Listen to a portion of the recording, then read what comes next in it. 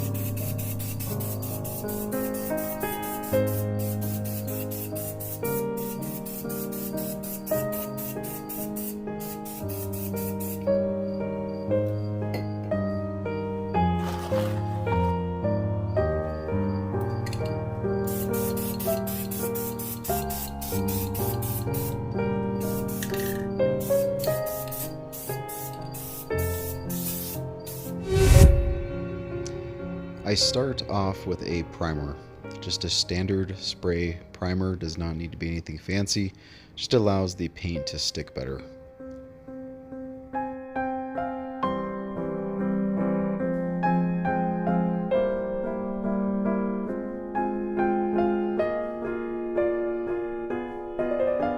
I was kind of trying to go for not so much a white, but an off-white, something kind of brownish, yellowish, tan, something along those lines. And kind of go from there, and then probably offset it with a pure white at the end.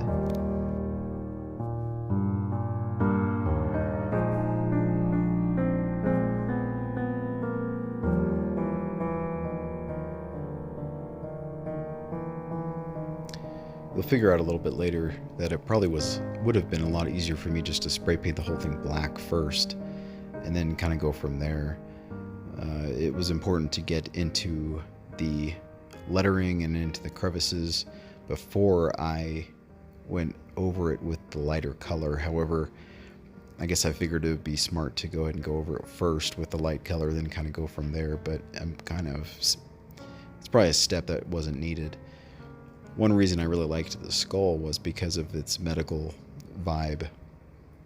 I really enjoyed the kind of educational terms. It's kind of a skull you'd find on a professor's desk in Harvard or something like that. It's very cool. So I was like, well, the silver and red just didn't quite match what it was trying to show, what it was trying to educate for, and so I think just a standard skull look, still creepy, but more skull-like. I think it was better than silver and red.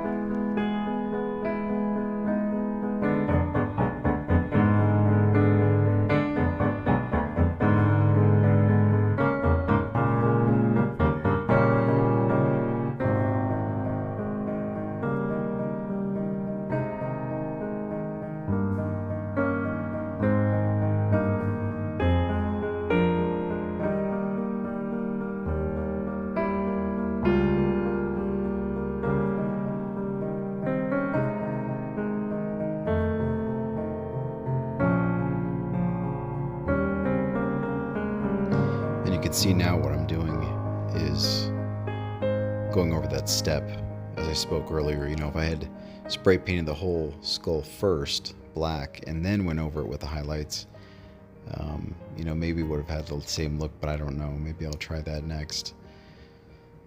So now what I'm doing is I'm going over every deep crevice. So in this case, I really want the terms to pop. So I'm going to make sure that they're all very dark black so they really pop, and then I'll go ahead and kind of brush them on and then wipe it off to make sure that it's nice and deep. And I probably did this about 7 or 8 times overall, just to make sure it was deep. And I think at the very end, I ended up using a very thick paint opposed to a lighter, runnier paint.